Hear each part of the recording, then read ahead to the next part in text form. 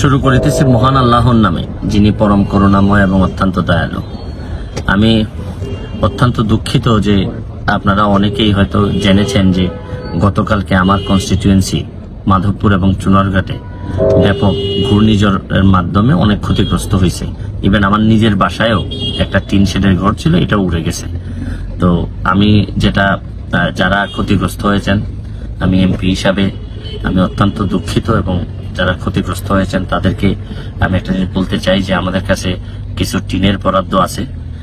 আপনারা যারা সত্যিকার ভাবেই ঘর ক্ষতিগ্রস্ত হয়েছে, টিন ক্ষতিগ্রস্ত হয়েছে, আপনারা যদি একটু স্ব উপজেলার পিআইও সাহেবের সাথে একটু যোগাযোগ করবেন, অথবা ইউনো মহোদয়ের সাথে যোগাযোগ করবেন আপনারা, অথবা স্থানীয় চেয়ারম্যানের মাধ্যমে যোগাযোগ করতে পারেন, অথবা আমাদের যারা যারা লোকজন আছে তাদের মাধ্যমে যোগাযোগ করার একটু চেষ্টা করবেন।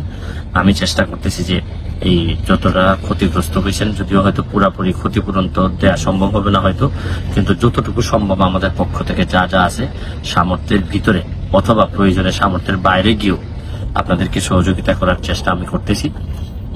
এবং আপনারা জরুরি ভিত্তিতে এখন যোগাযোগ করবেন আমাদের পিআইও মহোদয় এবং ইউনো মহোদয় যারা আছেন তাদের সাথে একটা যোগাযোগ করেন।